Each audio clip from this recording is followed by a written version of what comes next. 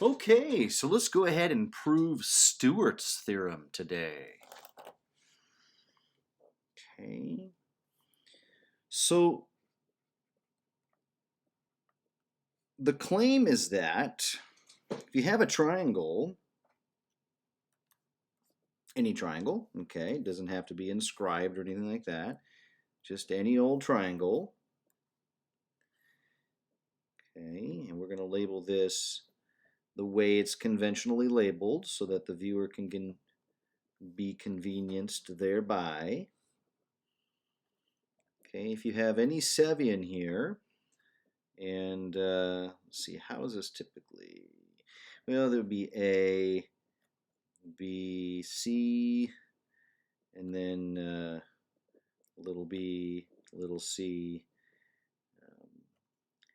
We call this, we can call this N and then M, and then all of this would of course be A. And then this we'll call D. Okay, that is the typical rendering. So the claim is that we have the following. Okay, AMN plus AD squared is equal to B squared M plus C squared N. Okay. So that is the claim. Let's go ahead and prove this. Shouldn't be too bad. Let's zoom out one step, give ourselves a little viewing room. Okay, so I think I'm going to use the law of cosines twice. I can't imagine any other way that would be more convenient. We have proven the law of cosines in a past video, so for that proof, please refer to that video. Okay, yeah, using the law of cosines twice, I can't imagine that we're going to need any other way here. Okay. I'm going to just call this, we'll call it big D right here. Okay. And we're going to call this alpha and this beta. Now, we know alpha plus beta is going to be equal to 180 degrees.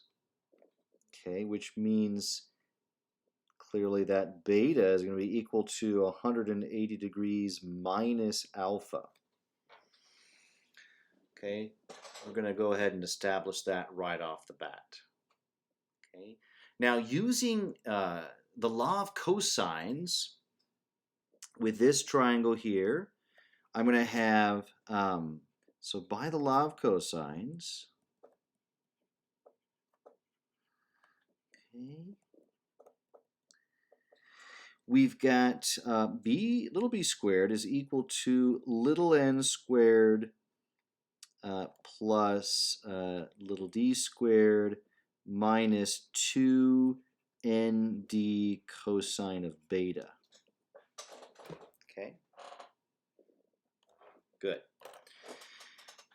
Well, that's the same thing as little n squared plus little d squared minus 2nd cosine of 180 degrees minus alpha. Okay.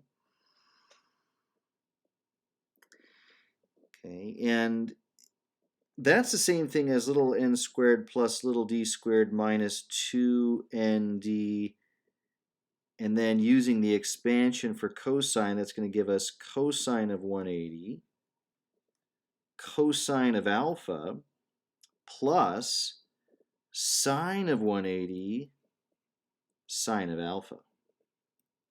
Okay, now the identity that I'm using here, I am going to put it in a box, and why don't I zoom out one step here. The cosine of A plus or minus B is equal to cosine A, cosine B minus or plus sine A, sine B. And you can refer to my proof for this. We proved this in another video, and so I will have the viewer refer to the proof for this. I am going to use it right here. Okay. The goal is to get everything in terms of alpha because I'm going to use the law of cosines again, and I'm going to have something else in terms of alpha here. Okay, that is how I think we're going to be able to set cosine alpha equal to cosine alpha, thereby eliminating any need to consider any angles and in such a way set up to prove Stewart's theorem. Okay, sine of 180 is clearly 0, so that goes away. Cosine of 180 is -1, so this becomes little n squared plus little d squared plus, since it's multiplied by -1, plus 2nd cosine of alpha. Okay, and if I want to now solve for the cosine of alpha, I can just subtract n squared and subtract d squared over to join this positive b squared on the left-hand side, and then divide both sides by 2nd. So I'm going to do that. Okay, so we're going to have the cosine of alpha is equal to little b squared minus little n squared minus little d squared over 2nd. Okay.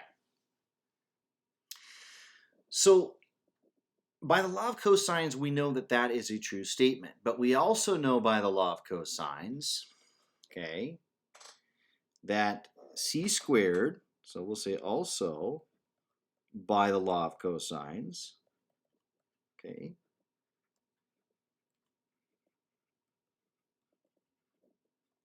we have little c squared is equal to little m squared plus little d squared minus 2md cosine alpha. Okay, I think this is going to work out just fine. Yeah, I'm pretty sure. Checking all that. Very good. Now, we can clearly solve for the cosine of alpha here. Same way we solve for the cosine of alpha here. I'm just now going to subtract m squared from both sides, subtract d squared from both sides, and then divide both sides by -2md. So cosine alpha is going to be equal to little c squared minus m squared minus little d squared divided by, and now it's going to be -2md. Okay, let's zoom out one step there. We're going to set cosine alpha equal to cosine alpha. That makes sense.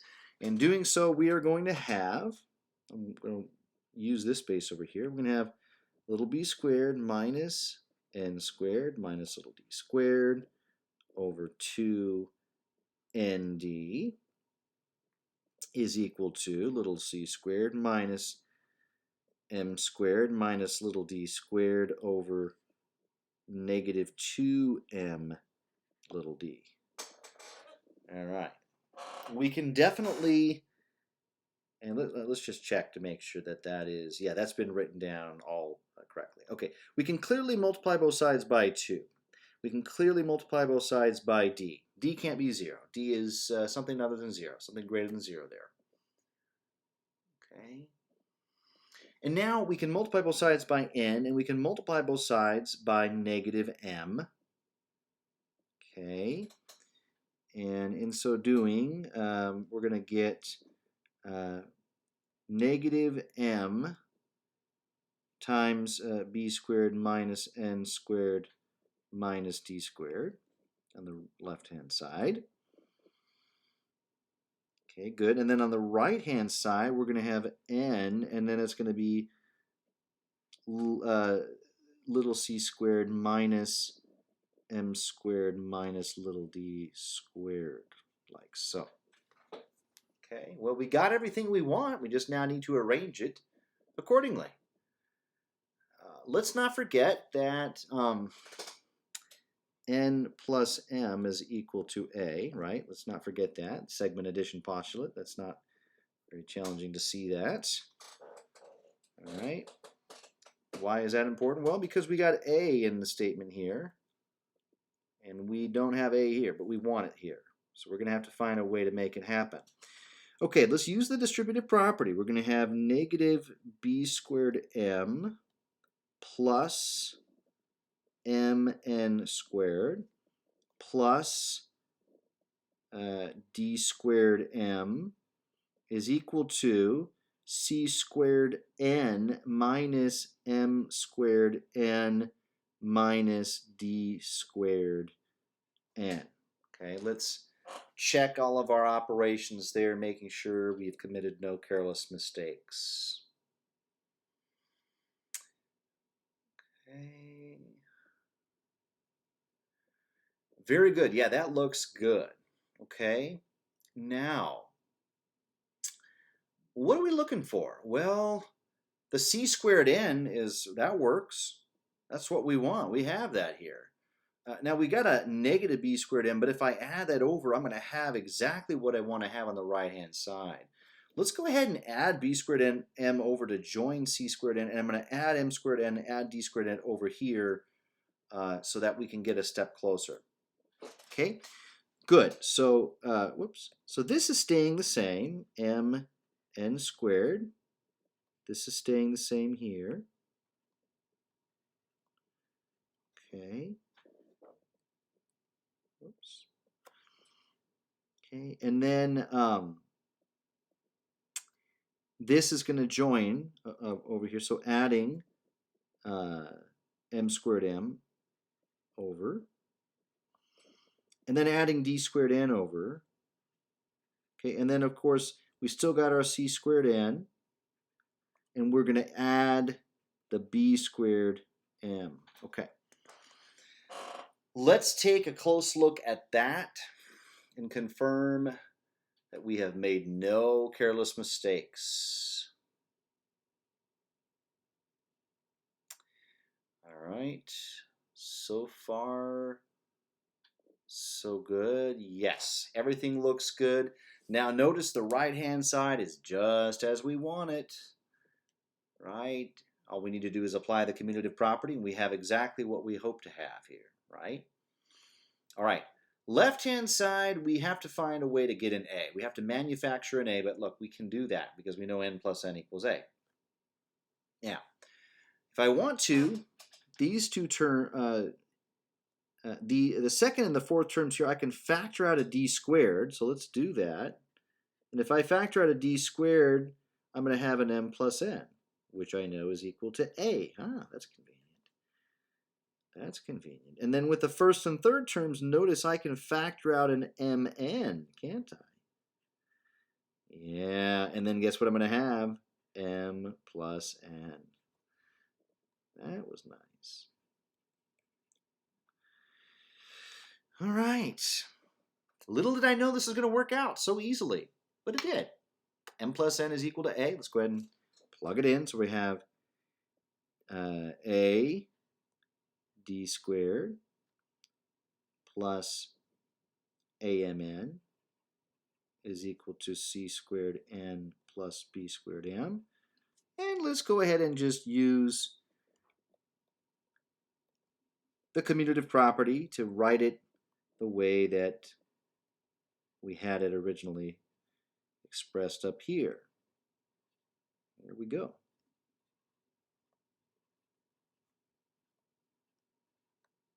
Okay. Not too bad. Worked out. Actually, that wasn't hard at all. Hopefully you found this video to be enlightening, and now you understand not only how Stewart's theorem works, but you understand why it works. It's important that we understand why math works. That's how we really understand math.